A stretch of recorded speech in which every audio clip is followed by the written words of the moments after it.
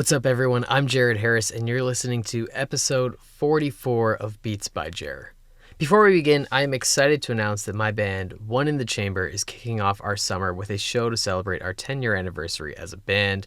Catch us at Toronto's Bovine Sex Club on Saturday, May 24th with Saint Duval, Ransom Child, and Queens and Kings. Tickets are on sale now. Join us as we celebrate a decade of OITC. Today, I am joined by Joe Matthews, founder and mastermind behind the annual music festival, Voodoo Rockfest. Held in Napanee, Ontario, Voodoo Rockfest launched in 2015 as a passion project out of his love for independent music and a desire to share that with an audience.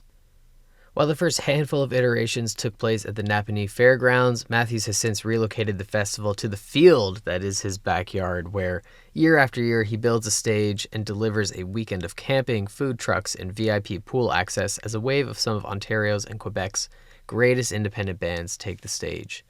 Artists of the likes of Avalon Stone, Black Paint, Cigar Club, Cleopatra, Crownlands, Drop Top Alibi, Harmonies, Last Bullet, Revive the Rose, Stuck on Planet Earth, The Celebration Army, and The Damn Truth, just to name some of my favorites, have performed at Voodoo over the last decade.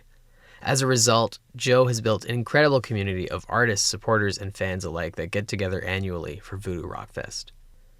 This year, the festival returns for its 10th and possibly final rendition on August 7th to 9th.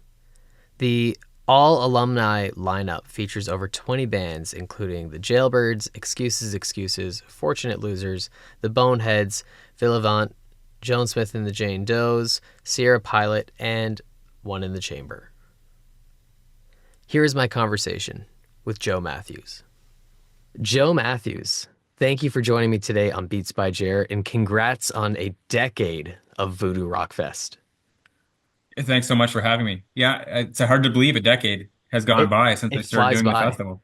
It flies Yeah, by for sure. it really does. Yeah, it's Uh, been crazy. yeah. Tell me about Voodoo Rockfest. Voodoo Rockfest was it's a passion project that I started in an effort to get more people exposed to some new rock bands. And I was Cool. kind of doing a local music website in Kingston, and I saw all these great bands coming through that nobody knew about. And so I'm like, well, how could we get more people in front of these bands? So that's kind of how the idea was born. And then, yeah, I kind of went, all in year one, and you know, no looking back from there, really.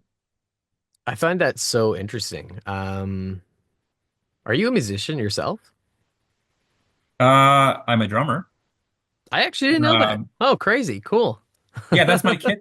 That's my kit you play every year. Really? No, I had no Yeah. idea. No, it's a great kit. I genuinely did not know that. Yeah, so Um, so I started playing drums, but later in life, and yeah, I'm not playing currently, but yeah, I do play.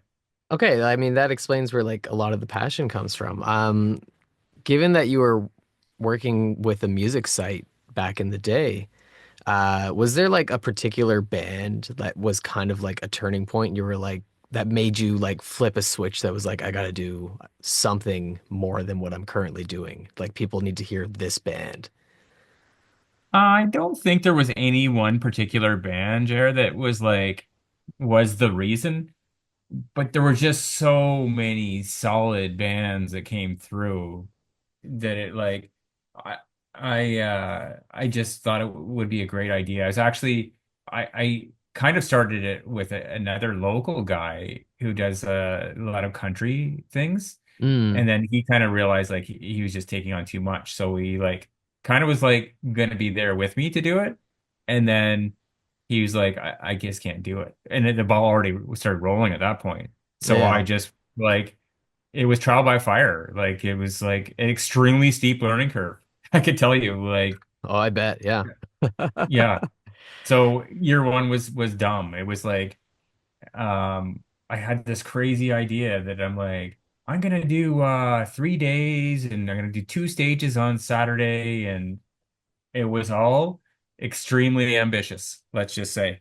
Well, I mean, And I for learned very quickly. Yeah. yeah, I mean, for the listeners that have not been to Voodoo Rockfest, for anyone that hasn't seen it, like it is crazy ambitious to do that at a regular festival, but when you consider that you are building the stages, you are setting everything up in preparation, like you are hands-on in every front. Like Yeah, it's like super ambitious.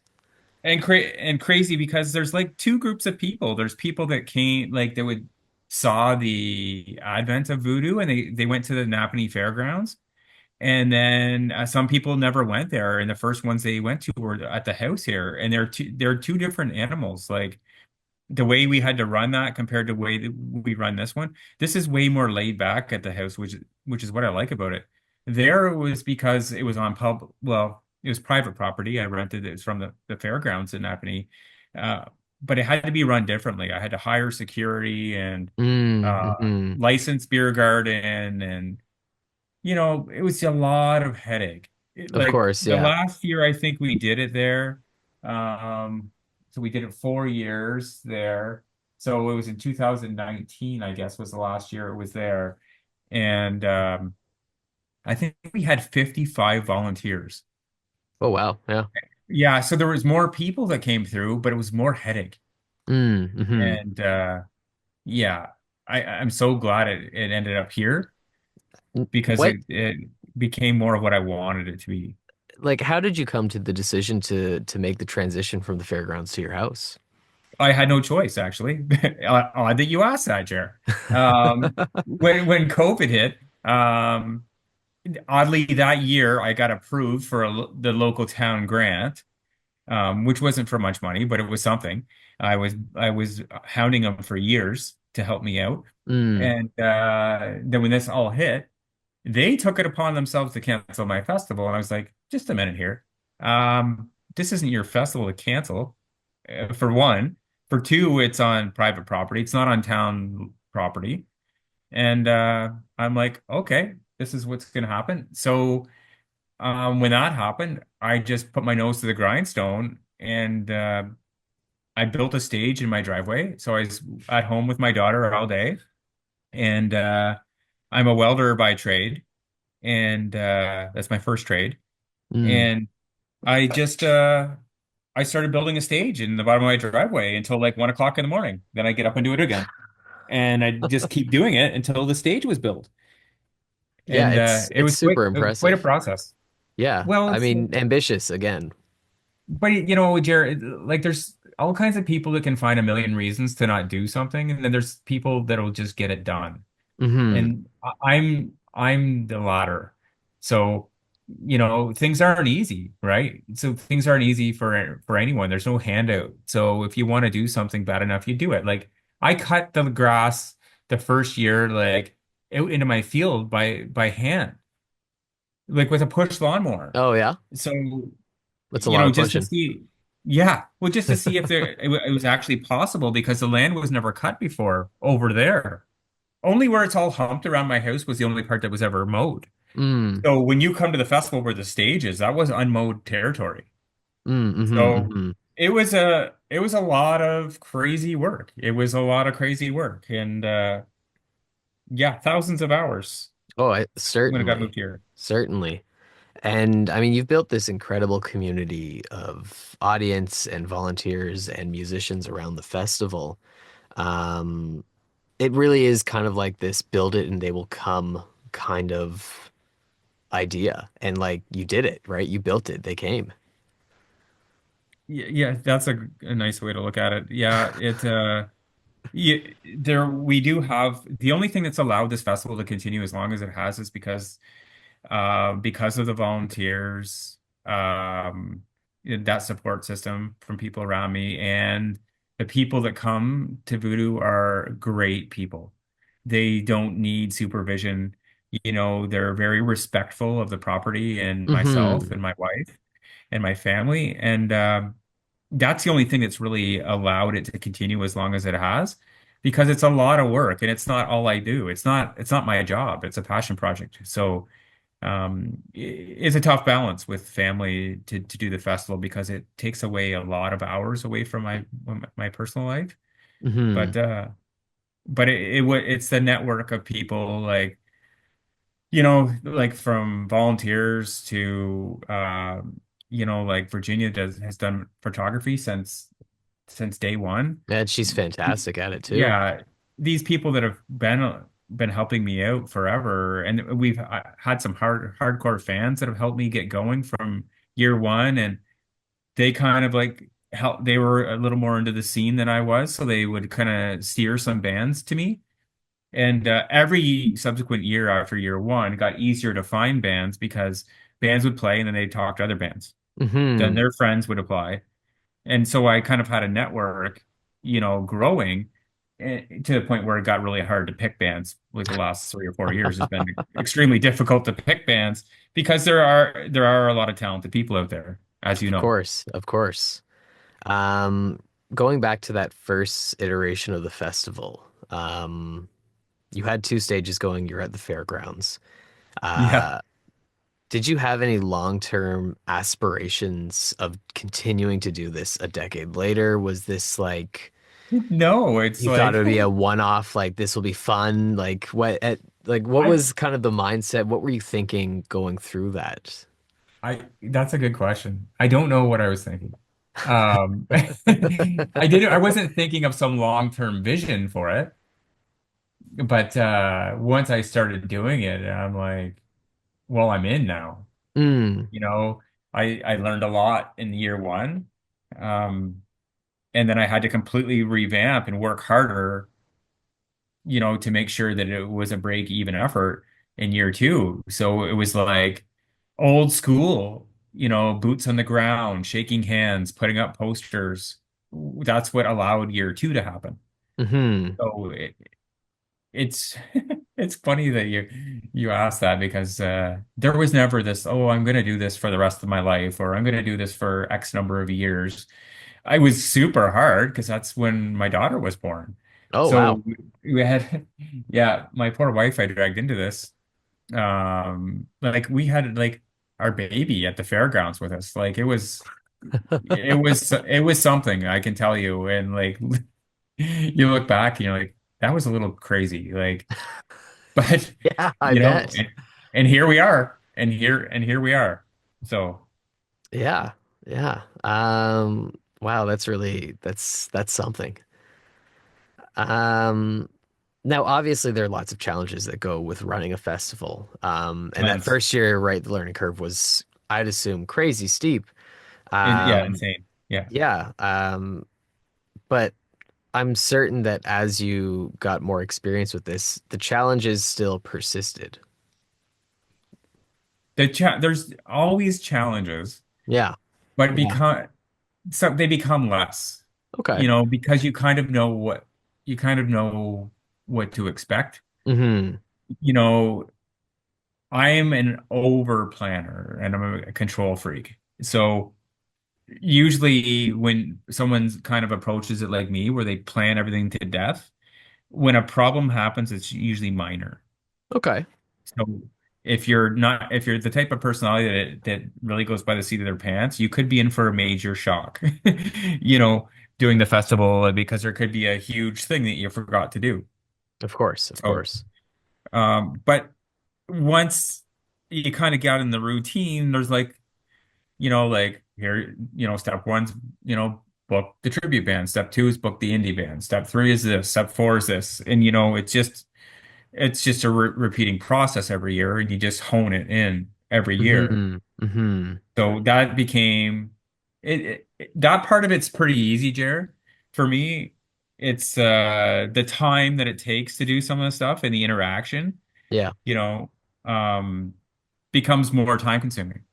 Of course. Of Like course. as an artist, like when up until I don't even know a few years ago, I used to send out contracts to bands. They'd have to sign them, return them. Um, I don't do that anymore, as you know. I Yeah. just like this is my word. You're gonna get paid. This Hmm. is this Hmm. is all we're doing now Yeah. Yeah. because I think because the majority of festivals, and I would say mo almost all of them, happen with a team. A team runs them. Of This person course. takes care of this. This person takes care of this. Well, me, I do everything. So up until game time, now with the exception of my wife helps me, do stuff. And some people help me do setup and stuff around the house. But, all the coordinating with the bands and vendors and all that stuff is generally me. Hmm. Wendy's taken over vendor stuff in the past and been super helpful. People take little bits off my plate, but I still do like have to do social media, which I hate, and and other stuff. You laugh. I don't know any artist I've ever talked to that goes, "I love social media." I don't think Oh, anyone's. 100%. No, no. No None one of us, does. none of No us one does. do. None of us do. It's the thing you Terrible. just have to do, Yeah, it's terrible. Yeah. Moving on from the very first festival though, but you already answered my next question about everything that goes on behind the scenes. But how has the festival grown? It's it's kind of so. I don't know if it's grown. I actually shrank it down when I brought it to the house purposely, because we used to have like 12 or 1,500 people through the Voodoo in a weekend at the Mm, fairgrounds. But hmm. then I moved it here during COVID.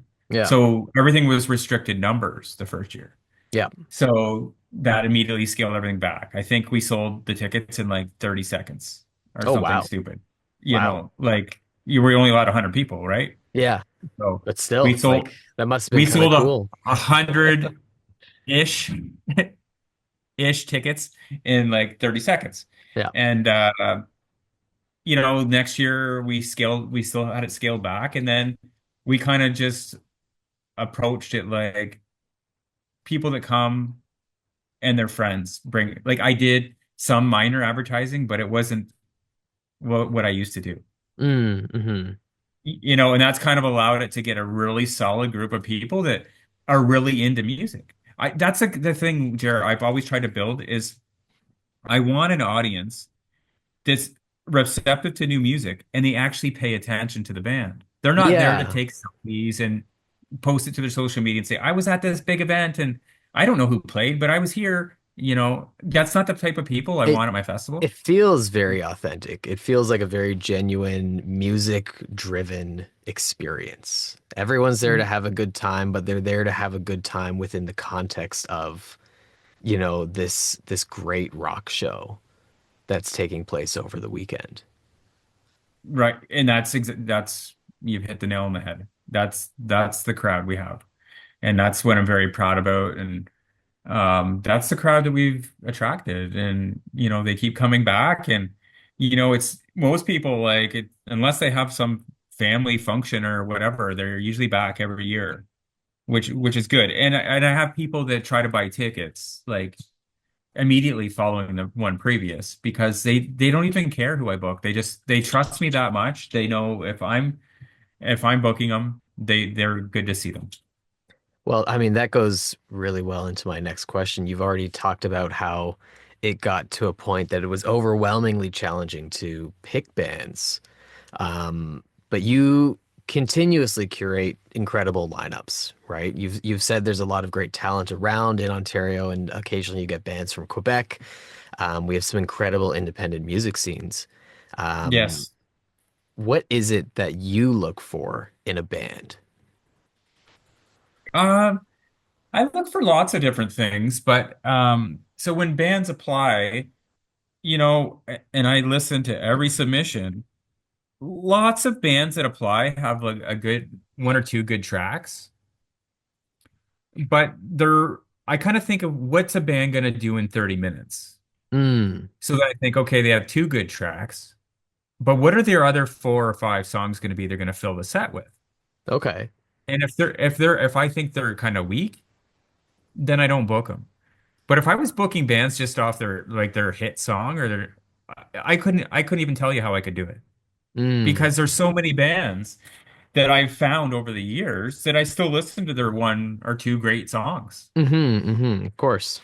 but they just couldn't hit that sweet spot to get more songs that were super catchy and super hooky. And there's no science to this, as you know. Of course not. No. Um, so when you write a great song, it's just great, and it's great forever. That's the cool thing about it. It Hmm. doesn't matter, how old or new it is. It's just a great song. So I kind of look for that. I want a band that that's invested in themselves. So if a band's like, oh, we have a couple singles, but we don't have an album yet, I don't book them yet Okay. Yeah. because I kind of look at this because I'm a business person too. So if a artist, isn't willing to invest in themselves, then I can't invest in them with my money either because I'm investing in all the bands I book. I don't make money. I take a risk every year to, showcase bands that people haven't heard of. Hmm. So if I don't have any material to really work with, then it's not worth my risk. Of course. Yeah, that makes sense. And there's Uh, lots of bands that, they think they should play.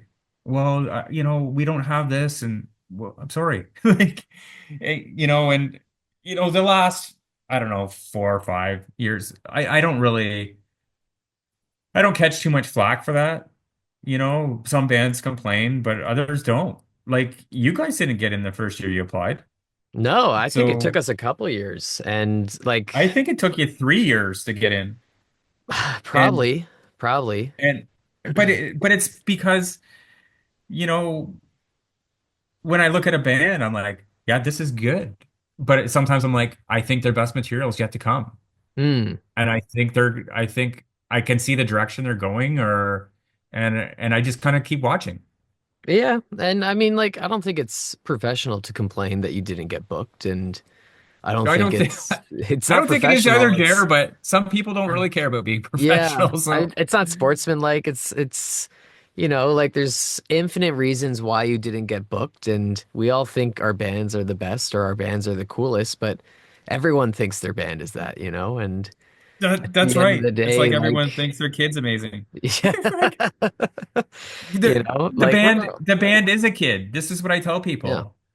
I'm like, what, way back in the day when I played original music, I'm like, the band is our kid. So Mm, not everyone cares about our kid. They yeah, have kids. they have Like, their own, so yeah. that's right. So they're not invested like we're invested. So you can't expect the same people to come to your show all the time. And I always think the biggest compliment ever for a band is, it's not that you can come out and you can bring your friends out and they can have a great time and tell you how great you are. It's when you have a room full of strangers that come to see you play that Of don't know you. course, yeah. Yeah, yeah, That's the ultimate compliment. for sure. It's when you're filling the room with people that don't know you. Mm, I think that's the goal. yeah, definitely, It's definitely. not my goal because I don't play, but when I was playing, that's the goal I had.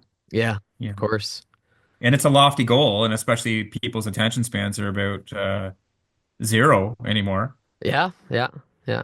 roughly. So, you know, when I was playing, there was no Spotify. So that's some people just want to keep scrolling and listening to music.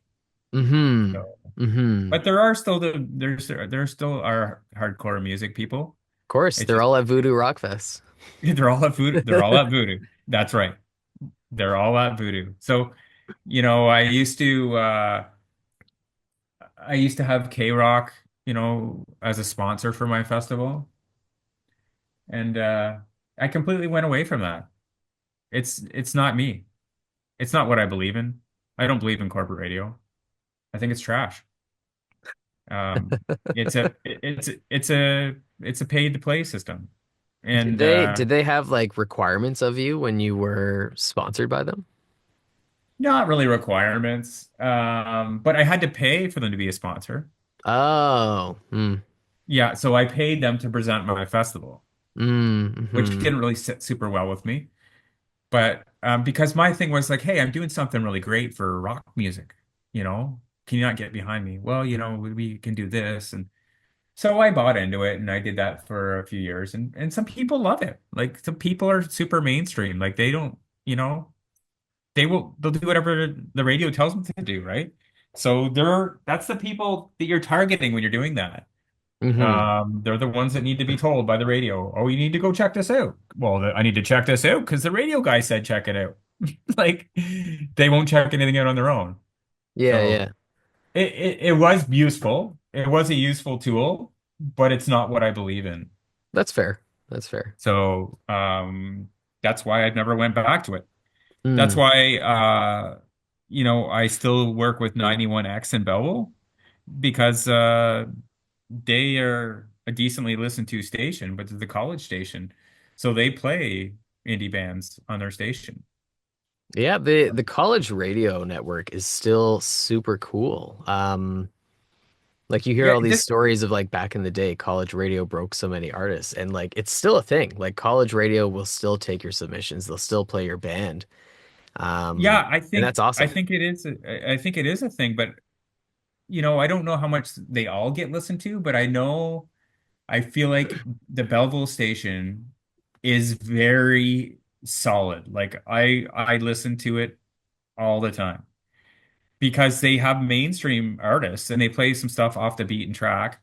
They have the other stuff that they get paid to play, which, you know, for I'm not going to mention the artists because I don't really care for them.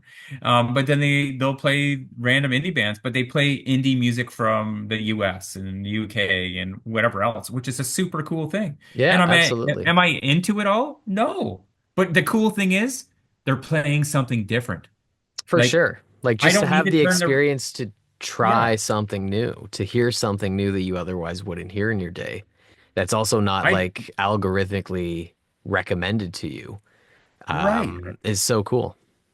I don't need to I don't need to hear songs that are 60 years old every day.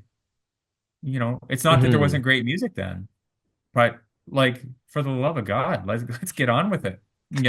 Let's give some new people a chance. Even oddly enough, even Wild T that's playing for me, Tony Springer, he mentioned like there should be a thing where they y- they should be playing new music. Like people should be have to listen to new music. And this is a guy that's been around the block, Hmm. Yeah, yeah, and yeah. he recognizes the issue. So, but there's no changing people. People are people. They're gonna do what they want to do. So, Of course, yeah. you're kind of stuck with, you know, fighting the system or for Hmm. you being part of it. Yep, So, yep. yeah, Um, everything I've done has been against the system. well, I mean, It's you're running been, a music festival in your backyard, which is pretty yeah, against the system in itself, you know? Like that's right. it's so independent, it's so grassroots, it's awesome. But, I don't book with the two booking agencies. Like I don't do what they tell you to do.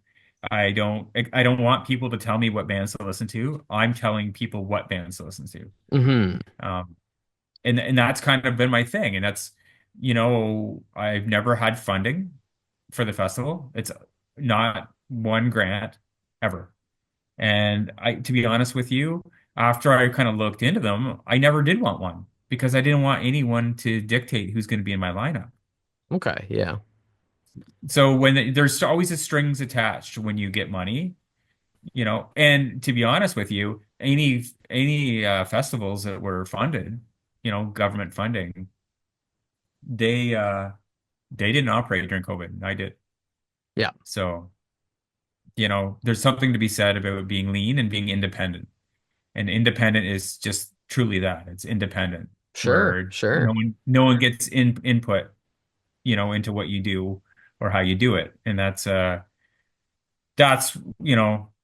that's been my goal. And that's what I've always done. So, when I tell bands, when I'm like, I'm as indie as you are. Like, no one's like lining up for me. It's a hard work for me, just like it's hard work for you guys. So, Yeah, yeah. Um, Over the years, right, we're a decade in, have you had a favorite lineup? oh, that's tough. Um, I can tell you a lineup that I really liked. Sure, yeah, yeah. It was a side event I did called Voodoo Rock Queens, which was all female fronted bands. Oh, that was a couple years back, right? Like Yeah, 2022. yeah, Who yeah. was I on, think who was on that one? um, the damn truth. Fantastic. Um, so the headliners were the damn truth. Then I had Amy Gaba. Mm. Um, she did Amy DC, Oh, and then cool. I had Joan Smith doing Red Zeppelin, and I had Nice. a Yeah. Cranberries tribute. And Cool. Yeah, that's a then great lineup. yeah, and then for the rest of the bands, I had Alice in Transit, Queens and Kings, Ace of Wands, Foolproof, Late Night Trouble, Birdie, Luscious, Vivian Wilder, and Joan Smith. Yeah, wow, that's a great one. Yeah, it That's a was great it was one. fantastic. It really was a fantastic lineup. So that was yeah, that was one of my faves for sure. But I've had so many great bands. It's Of like course. to narrow it down is like pretty much impossible. Like Were it there really is. were there any bands that have left you totally blown away? Like obviously you booked them, you liked them, you saw potential, but they hit the stage and you were just like, "Holy shit, what did I just see?" Uh, lots of the bands I saw before I booked. Um, one of the bands that kind of like I kind of think that of is Black Paint. You know what? I'm I like, had this weird feeling you were going to say that. I don't know why. They're incredible. they have a chemistry that you can't make, and it's just a They're stage so presence. unique even among the independent scene. They, it's crazy how young those guys are. Like, Yeah, they're it's just kids. nuts. They're kids. They are kids, and I think when I first met them, I don't remember when we played our first show with them, but like I think some of them might have still been in high school. I don't doubt it. Yeah. They're hardly out of high school at this point. Like they whatever what year was it? A couple of years ago when like I'm trying to see when they played. 2024. So I think in 2023 I had them booked to play and they were like the last slot of the day and someone's like, "Oh, Blackpink's not coming. They canceled." I'm like, "What?" And they're like, then I get a phone call and they're like, "Oh, it's pouring rain. Like it's too dangerous to drive." I'm like, "It's not even raining here." I'm like, "What are you talking about?" So they ended up turning around and I was mad. I was just like, "Oh." I'm like, "Well, I don't really have time to deal with you right now, so I'm gonna let you go." So I had to get someone else to fill their slot. Yeah. You know, I had to shift some things around on the fly. Um, But then we went and saw them at Deerfest in Oshawa, Wendy and I, and they all came up and they're like, "We thought you hated us." I'm like, "Oh, I don't hate you." I go, "But I was mad." I goes, "I was mad." Like I was mad. I'm like, "You guys, I don't think you understand like where you were in the lineup or, you know, what the day was about." Like, Hmm. so it's good. You know, I mended it with them. That's good. Um, That's good. yeah, and they're great kids, and They're you fantastic. know, Yeah. I can see them going somewhere. You know, um, another band that other band that blew me away is a band from I think they're from Montreal called We Are Monroe. Oh, I don't know if I've heard of them before. So good, man! Like they come out and so solid. They're just unbelievably solid band. You know, um, and the damn truth, obviously, you know, I had them back a few. I played them, had them play a few times. They kind of blew me away every time. I'm trying to think of any other bands that, but there's so many good ones. Like For sure. you know, like that list goes on and on. But those kind of ones kind of blew me away for sure. On a similar note, do you have any standout memories from the festival over the years? Just moments that like to you capture a certain year, a certain lineup, or just the voodoo vibe? Uh, yeah, I'm sure there are. I'm sure there are standout moments. I'm just trying to think of anything that,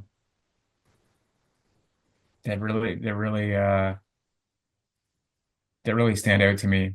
I think, when I moved the festival here and it was during COVID and the people that came were so appreciative to Wendy and I for doing it. It was incredible. It was very heartwarming. Um, they were like, people were in tears and it was something special to realize like, how much the human connection meant to them and the music connection. Mm, And it meant that much to us too. So it was great to share, those memories with the limited numbers that we had the first couple of years during those years. Those are times I'll never forget for sure. They're super important and for a multitude of reasons. But th those will definitely stand out with me for forever, really. nice. I mean, again, I think it just speaks to the community that you've built around this festival, right? The community of artists, the community of support, the community of an audience. Like Yeah, I mean, it's one thing to build a festival, but it's another thing to build a community and to get people invested in trusting you when you talk about people wanting to buy tickets immediately after seeing the festival for the next year, for people to put that faith in you to trust what you're doing and support that. Uh, that is it, something entirely different from just building a festival. it's a big compliment for sure. It's a big compliment. But Jer, all I do is book the bands. You guys are the ones that play. So I just curate lineups. And, I've always paid particular attention to the order I put bands in. And I've always said, I don't book bad bands. I doesn't matter where you play in the day. I just try to curate a certain vibe through the day. And, that's all I've tried to do. Like nothing to me was more annoying than going to a festival and having like mix matched artists back to back. Mm, hmm. And like they do it for ticket sales. So there's like four bands, would be their headliners, and they will instead of putting the ones that are like would have the similar fans together, they split them in an effort to get people to come 2 days. Yeah. But that's what happens when people sit around in suits and they crunch numbers, and that's not what I do. So I understand the purpose of it. I just don't like it. Just like I don't like $7 bottles of water and $15 beers and all the things I don't like at Yeah, festivals. all the worst parts of festivals, you don't find them at Voodoo. Yeah, I never wanted them here. Like, we want everything to be affordable and when I used to do it at the fairgrounds, we had way more vendors. I think we'd have like, I don't know, 5 food vendors, but I always made them submit their price lists Mm, for their food to make sure that nothing was stupid. that's fair. Yeah, that's great. Yeah, I just wanted Nobody to else keep seems to it. do that. Well, because everyone's motivated differently. I'm not motivated by money. So I have a real job. So, this isn't my job. This is a passion project. Every year I get on the microphone, I tell everyone this is not my job. It still isn't my job. Mm, I and it's odd that we're doing this interview and I thought when I reached out to you, I'm like, I kind of feel like the people that know me through Voodoo, um, I feel like that's some of the least interesting things about me is the festival. I'm way more than the guy that runs a music festival. So, when I say it's not my job, it's not my job. You know, mm, I'm a tradesperson and I have a couple trade tickets and I'm a craftsman and I used to golf a lot when I was younger and there's other parts of me that, you know, that I think are more interesting than music, but I do enjoy the music and I and I do enjoy what I've done for the last 10 years. And I'm definitely proud about, what I've done with no budget. And and where the festival's gone. Definitely.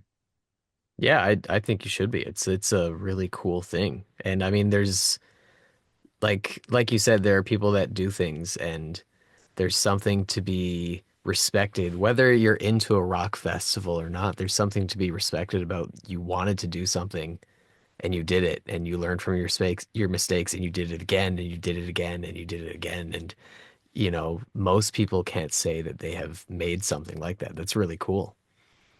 Yeah, that's it's a severe level of stubbornness. That's what I think here. It's intense stubbornness. Yeah, and determination. Yeah. It's uh, a level of determination that most people wouldn't have. It's the amount of sacrifice and it takes a vision. And what's cool about festivals is because I'm kind of friends with some other people that do festivals, is we all run them differently.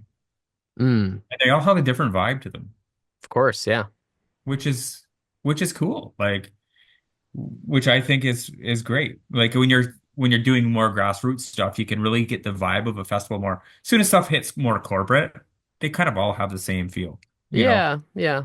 And I mean, it's like obviously the music is central, it's what's appealing to people, but the festival in itself is also part of the experience.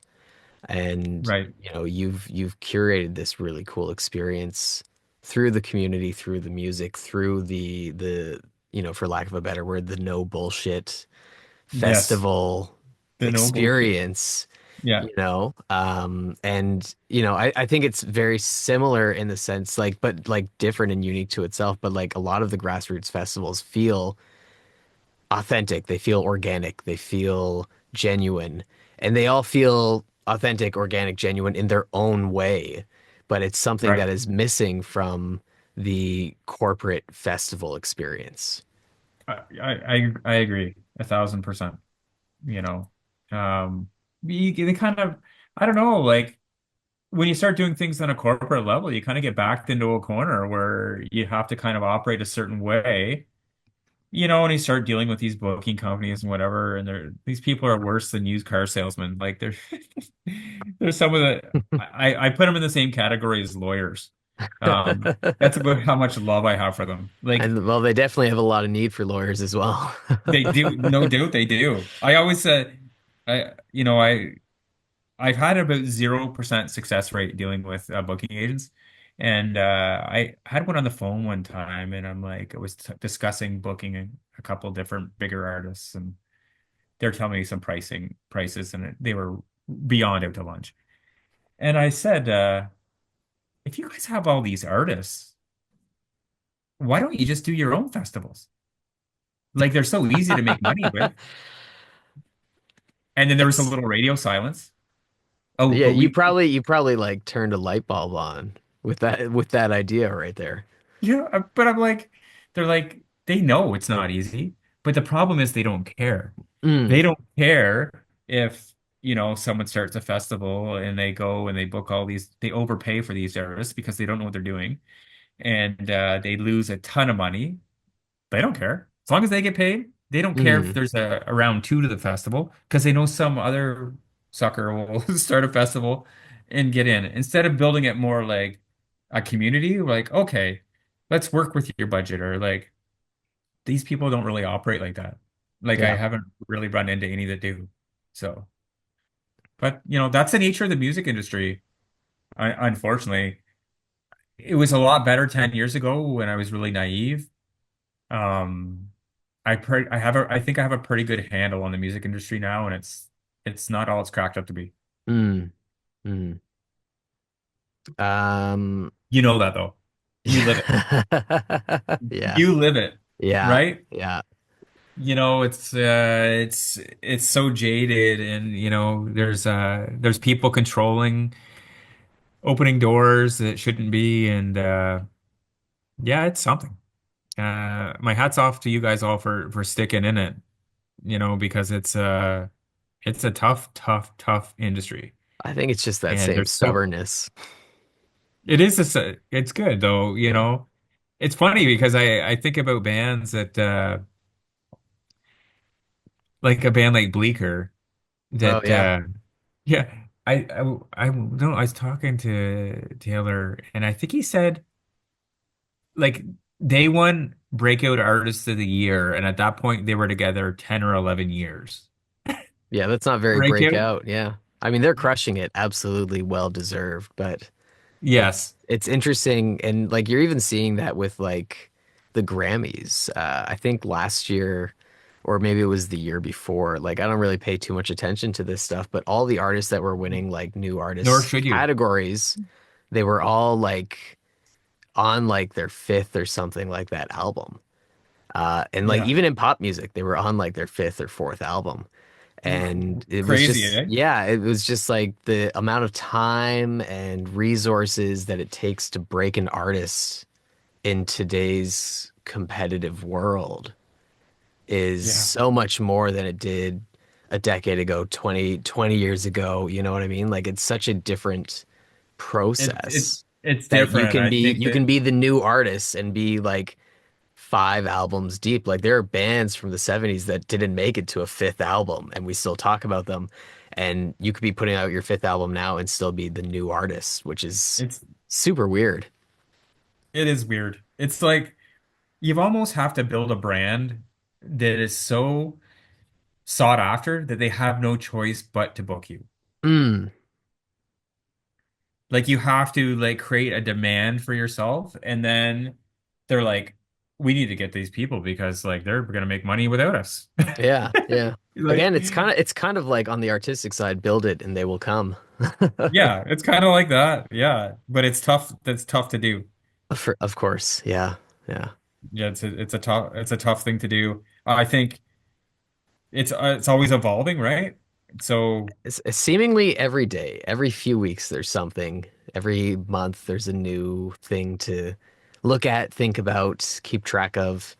Um, I would actually say that the music industry itself is also in a cycle of trying to keep up with things that the industry as a whole doesn't know which direction to go on. It all feels very unstable in so many ways and how things change so quickly, based off of it like tech companies like Spotify and things like that.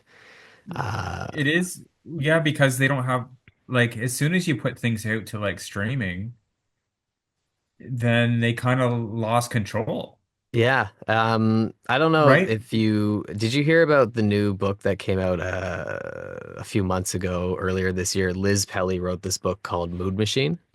No. It's this really cool book that looks at the history of Spotify and how Spotify works, and it goes up to like some stuff, some data from like 2023. So it's still really relevant, but a lot of like ex Spotify people sat down and are like unnamed, but like sat down and spoke to her about like what they're doing behind the scenes.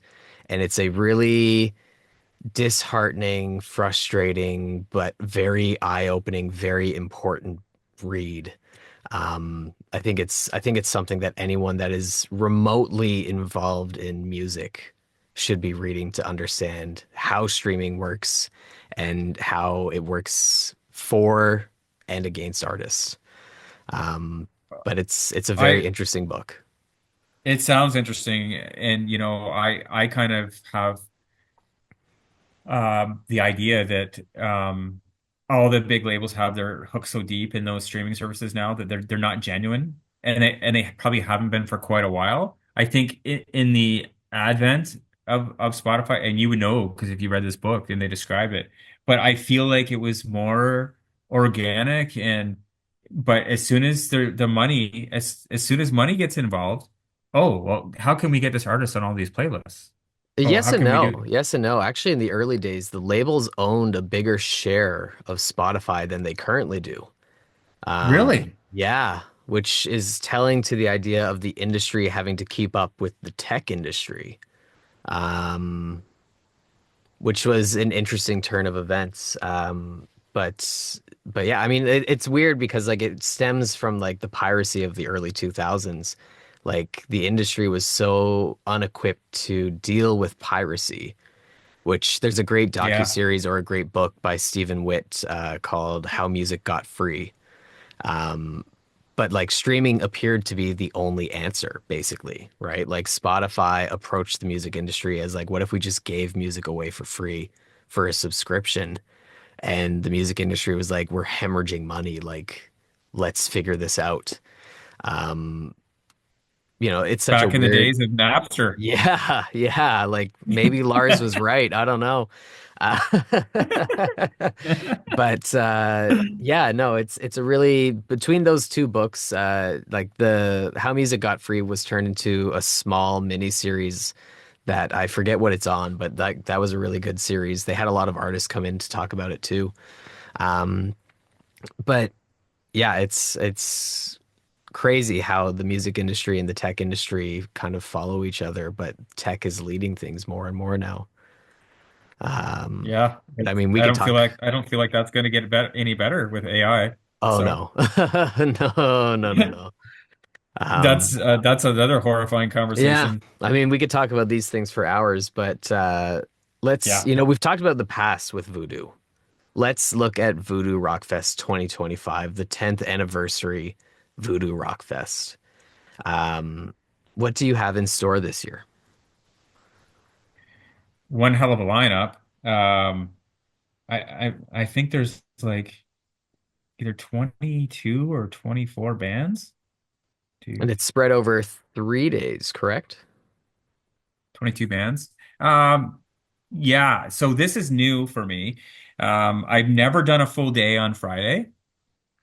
Um, but when I started trying to book the bands for the all alumni show, I was like, I can't do this. Like, there's way too many bands I want to book. So I got the wild idea. I made the post that you probably saw. What do people think about like, a Thursday night or an all day Friday? So people were like, yeah, like a lot of people were like cool with like taking a full day Friday, like taking off work Mm, and coming. And then so I'm like, okay, well then we'll just open it Thursday for campers to come set up. And so I'm still working on what I'm gonna do for music that night. The guys in the house call offered to cool do band. something Yep. for me. Yep. Yeah, they offered to play that night, and I'm definitely going to take them up on that. But I think that I may have the opportunity to like just use the stage. They were going to bring a PA and do something kind of by the fire and whatever else. But if I'm already set up, I might just use the stage and Mm, we'll just have like a little smaller crowd. And I still might put some different artists on there. I'm still kind of like figuring that out on the fly because I'm doing a million other things. of course. Yeah. Um, but yeah, like a full day starting at noon on Friday and noon on Saturday. So it's an extremely full lineup. Yeah, Yeah. and plus whatever bonus bands I book on Thursday night. And it's all alumni, which is a super cool idea, a great way to celebrate the legacy of the festival, bring back some bands you love.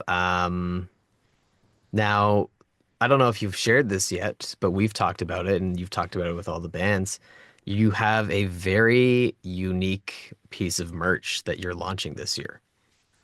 Oh, this is a yes, I'm excited about this. And even getting everyone to get on board with this idea took a long time. And I was kind of losing steam with it because I'm busy doing other things. But so it's kind of like a Big Shiny Tunes idea, a compilation CD. So we're gonna have like I think it's 20 original bands, um, a song from everybody on this compilation disc. And everyone's graciously offered to do this with me, and the money's just going to go back into the stage production, because we don't make money, so it just helps us get a little more PA and a little more lighting this year, and do something kind of really special for the and it's a hell of a souvenir as far as I'm concerned. Yeah, I'm you looking know forward to picking up mine. Yeah, it's so yeah, it's funny. I'm still working the details out on this, as you know, because I haven't reached back out to you. So I just started to, and luckily I had when I was talking with Ian Nichols from Double Experience, he's like, Joe, you gotta have to we have to get that mastered. I'm like, oh yeah. because all the songs could be at different levels. And luckily, he volunteered to do it. Oh, wow. Nice. Yeah. So he does that. So the plan is in the next week, hopefully I start reaching out to bands and asking for certain songs. Some bands they may want to give me a certain song, but there's certain songs that were reasons I booked certain bands. Mm. So, you know, like I'm gonna let them know, hey, like this is a song that I really love from you. I'd like to have this song. So I'm hoping I can go along that. Some bands, they can only give me songs like pre-management or whatever else too, right? So but it's gonna be great. I'm very excited to, to put it together and have like that physical CD. You can open it up and you can in the liner notes you can see who did the songs and all the information about the artist. Like, I want to do something really special that's an amazing souvenir. So yes, that's on the list of things to do for the year. Yeah, it's going to be really cool. I really like this idea. Yeah, I'm pumped. Yeah. And you've mentioned that this is also going to be the final annual Voodoo Rockfest. Yeah, and this is something that I've said on and off to people over the years because it's just overwhelming. This is gonna be the last one, and people are like, "Yeah, you said that last year," and and I did, but I this is the last one, and if this is the first time someone's heard this during this podcast, good, because this is the last one. I want to end this festival on a high note. I'm going all out for stage production, for lighting, for design.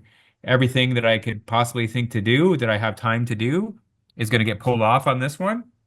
And it's going to be something very special and memorable. And then I think it's time for a new chapter.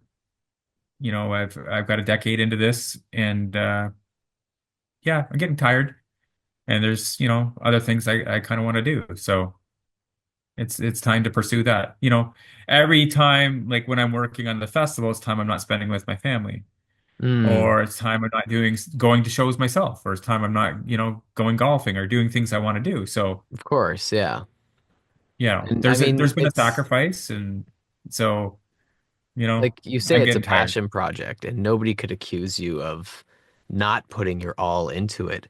And I mean, there's something to be said about like, concluding something while you're still fully in it rather than waiting for it to be something that's lesser because you've, like over the years gotten tired with it or things like that. And I mean, if 10 is a good number for Quentin Tarantino, I think 10 is a good number for Voodoo Rockfest. I never knew that. Well, I think I'm, maybe I made that up. I think he's making his final movie, and I think his number is 10. oh, Yeah, I think. yeah, Maybe it's a I'm different good with number. that. Maybe I'm good maybe I with that. totally misquoted that. Well, no one's gonna know, Jer. Yeah, No one's gonna look it up. no People don't one's have gonna that know. time. No. I mean, I think So the more we yeah, deny it, the more people are going to. But yeah, that's right. That's right. I So yeah, that's where we're I at. think I'm it's glad. been an Yeah. impressive 10 years. I think the alumni lineup is super cool. There's lots of great bands on there. I think the CD compilation, the big shiny voodoo is Yeah. just fantastic, and it's a great send off. It's a great way to close what's been this amazing chapter for what you've been doing for independent music, for independent festivals. All of it's just been fantastic. Yeah, thank you. Yeah, it's been good. It's it's been a lot of work, but like I said, I'm definitely proud about what's been accomplished and and I couldn't have done it with all the people helping me. It's no matter how much I put in, like I've dragged my wife into this. Like, Mm, you know, I wasn't doing this when we met. So, this was my crazy idea that she's got dragged into, and she's been a hell of a good sport about it, that's for sure. That leaves me with two final questions for you. First one's super easy. Where can people get tickets for the final Voodoo Rockfest? Ticketscene.ca. Okay. So, um, if how long did it take to release this? So, this This is podcast. gonna drop on Monday. Okay. Well, early bird tickets probably will technically be done then because they're supposed to be done last week, but I kind of been like dropped the ball on like laying the line out and like changing it on Ticket Scene to the new ticket price. Mm, So ticketscene.ca is where you can go, and we're sold out of VIP tickets. So we have weekend passes for 150 and day passes for $65. cool, cool. Not a bad price for 20 something bands for 3 days of music, a Yeah. final camping experience Yeah, I out guess in, really if you're camping, you're getting what, Thursday, Friday, Saturday, 3 nights camping. yeah, And yeah, uh and camping with a 22 great probably soundtrack. there's probably going to be 25 bands Make some new total. friends, hang out with some cool Make some people. new friends. That's right. Exactly. In a very chill environment. Yeah, Joe will Which be there. I will be there. I will be maybe in the pool if it's hot. Yeah, Yep. yeah. It's gonna be August. It's gonna be hot. It is Uh, gonna be hot. I mean, speaking of heat, speaking of being in the pool, that brings me to the final question that I like to ask guests here. Um, what are your three desert island records? Oh, Yeah, I said the first one was the easy one. that's super hard, man. Yeah. What album could I listen to over and over and over? That's so hard, man. I I mean, have you get so three. You get three of them. I don't know if I can I don't know if I could narrow it down, but I can tell you there's certain CDs that I listen to a lot. Um and I've been listening to Vivian Wilder a ridiculous amount since I first booked her. Um so that's, her last couple albums. Definitely would want those very chill, very great written songs. Um, Holy, I'm trying to think. Like this is really hard, man. Yeah, I'm a 90s kid. Okay. But the funny thing is that I like glam rock too. I grew up listening to glam rock and grunge. Mm. The most bizarre combo. Yeah, Like I yeah, would yeah. listen to Slaughter, but then I would listen to like Soundgarden and Nirvana. Yeah. So yeah, you know what, Jared? I don't even know if I could name I mean the the thing that I give to people like as a way out is like what are like the like it doesn't have to be all time. It could be, like maybe you're only on this desert island for a few days, right? Maybe, if you want, like it could be like three records you're listening to a ton right now or something like that, right? yeah. There's I've had a lot of people get creative with how they answer this question.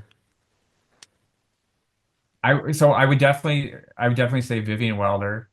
Um, and an album I listened to. Oh my God, I'm trying to think of the name of the band. Is escaping me right now. Oh my goodness, I'm drawing a blank right now, and I'm gonna tell you. Uh, Holy cow. Okay, leave that one with me. An album I listened to a lot was Snow Patrol. One of their older albums I was listening to a ton. I'm trying to think of this other band, and it's escaping me right now. And they're actually a Canadian band. The Reason, Oh, okay. a band, The Reason, and Hmm. I don't know if it was their first album, whatever, but it's so good. and just so good. And that's crazy that that band even broke up. Um, and those are those three people right there. I could listen to on a daily. Cool. And people that it's funny because people that know like think like, oh, Voodoo Rockfest is like all hard rock. I'm like, it's actually not. And oddly enough, I don't listen to tons of like hard stuff. Um, I think Wendy probably likes some harder stuff than I do. But I'm kind of all over the map with rock. But like I said, I can listen to, like Soundgarden, but I also listen to Matchbox 20. I Mm. think Rob Thomas is a phenomenal musician, and he's one of my favorites for sure. And yeah, how do you really pick, man? Honestly. I don't know. I don't know. Like I listen to there's like Dave Matthews Band. I listen to some of his stuff a lot. They get a lot of hate, but you know what? I used to be like when I was like a kid, I used to not like Dave Matthews Band at all, and my drum teacher was like, just listen for the drums, and then like the rest of it will fall into place because Carter Buford is like an insane drummer and Have you ever incredibly seen them underrated. live? I actually have not. Like every time they Oh my come, I'm like at a different show. I'm unavailable. It's just one of those bands that every year it's like I'll catch them next year. You gotta Um, see them. but Okay, like so the musicianship in Dave Matthews Band is actually crazy. a couple Um, things to take home from seeing those guys is Carter, like dudes like golf gloves on, yeah, drumming, and like smiling ear to the ear whole time. the whole time. Like crazy, crazy, crazy, crazy. And I think I caught an interview a little bit with him one years ago when he just talked about like how much he practices and um to kind of keep his chops up, and he's like super professional about what he does. So that's one thing is like watching him like just smiling the whole time. There's like this dude just with the golf gloves on, just ripping it back Yeah, there. and it's really hard And stuff. He looks like he's like just walking through the park, but like he's like playing some intensely complicated stuff. it was because there's nothing straight on the hi-hat. That's the problem. Like No, no, not at every all. there's no like quarter notes or eighth notes. Everything's like weird patterns Yeah, on the hi-hat. yeah. So The secret that's is also cool. that he keeps his ride to the left of his hi-hat, which allows for him to kind of jump back and forth between the two. Oh, that's a Whereas for cool. most other drummers, they'd be crisscrossing across the width of the kit. He keeps That's them right. side by side so he can kind of like interchange between the two a little more seamlessly. That's a that's great news because I always said when you're learning songs, I always was like, if I was struggling, I'd be like, if something seemed like it was impossible, it's probably because it was, if your kit was configured a certain way. Hmm. And you're like, Hmm. oh, just like you said, like that's over here. So that allows him to get there. Yeah, it just makes it so much more seamless, so smooth. Yeah, yeah, that Like that he could definitely. throw like an E of the 16th note series onto the ride and it's nothing because it's right. It's just, he moves his wrist. Whereas like if you were to do that on any typical setup, you'd have to move your arm for a single 16th note and it would be insane. Yeah, that's right. So another thing to take from their shows is like this is kind of advice I give to like a lot of indie bands is I'm like, don't be up there yapping and screwing around between songs. Like you lose people's attention. Like you want to like hit them, keep their like just keep driving it home. Like don't be yapping on the mic, especially some people aren't as good on the mic, so they can lose people. Dave Matthews Band is the opposite of all that stuff I say. He can be up there stop between songs and literally just start talking and it's like everyone goes silent and it's like paying such a like full amphitheaters are just like watching the guy and then he's just like telling a story and then he just goes into playing a song. It's it's not what the normal person can pull off, which Mm, is kind of cool to see, so yeah. that's my thing about my wife didn't like Dave Matthews Band. Like I dragged her to a show and then she doesn't, I don't think she ever listens to him, but she likes watching him live. I think I'm going to So listen to some Dave Matthews tomorrow. It's been a while. yeah, well, and I brainwashed my daughter. I put it on in the truck on the way to school. So, Yeah. you know, she knows some Dave Matthews Band songs. So Yeah. Yeah. Yeah. Yeah.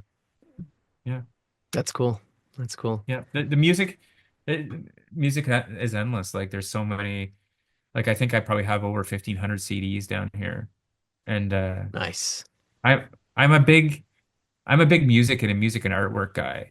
So it was always exciting to like actually like open the album. Like what's the artwork in here? What's printed on the CD? And Mm. The those are experience all of things. like unpacking the music as you're Yeah, listening to it, reading the credits, reading the lyrics, the any sort of special thing that they put in there.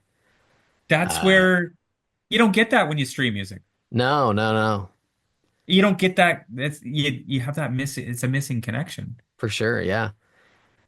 So I don't know. It's big to me. That's why I've like tried to make cool posters for Voodoo and like it's the music and artwork go hand in hand to me. Like Do you it's make probably those a good thing I posters didn't start. yourself? Did I make them myself? Yeah, yeah, yeah. Like, do you? No, I come up with the ideas Okay. and then Yeah, I yeah. had a local guy, Jason Reese is a phenomenal Photoshop guy.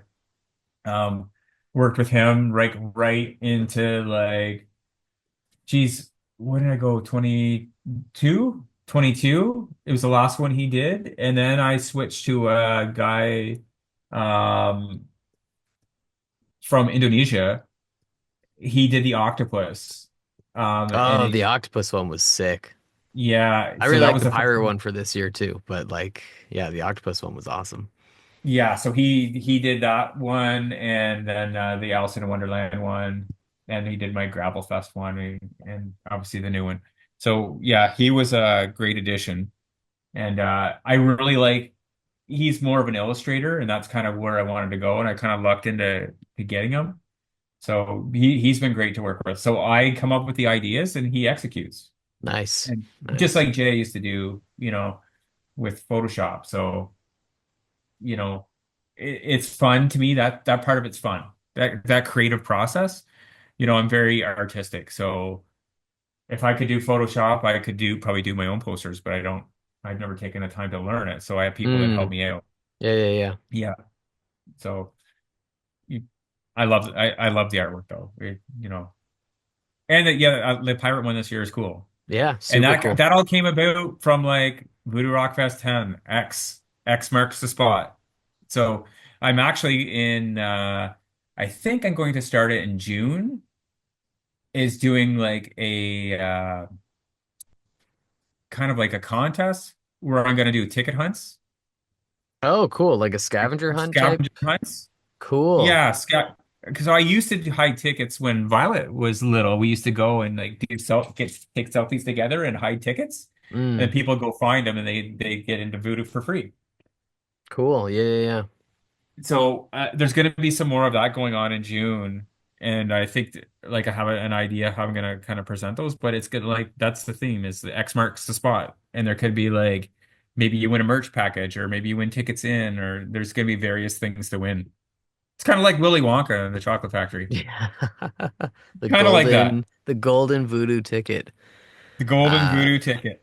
Maybe I'll nice. do the Golden Voodoo ticket. Maybe that's a Yeah. great idea. Do it That up. could be like the super cool one where like someone wins something super cool.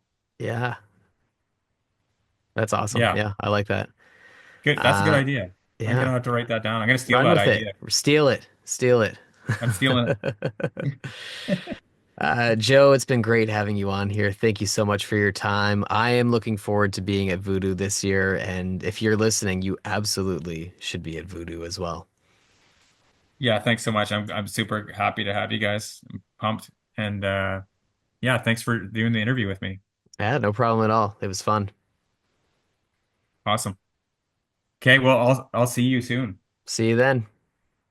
Okay, cheers, man. Cheers. Thank you for tuning into my conversation with Joe Matthews. You can get your weekend or day passes for Voodoo Rockfest via Ticket Scene. Be sure to follow me on Spotify, YouTube, and the socials at Beats by Jer. In 2 weeks, Join me in conversation with Close Enemies, a new classic rock band featuring none other than Aerosmith bassist Tom Hamilton. I'm Jared Harris, and this is Beats by Jer.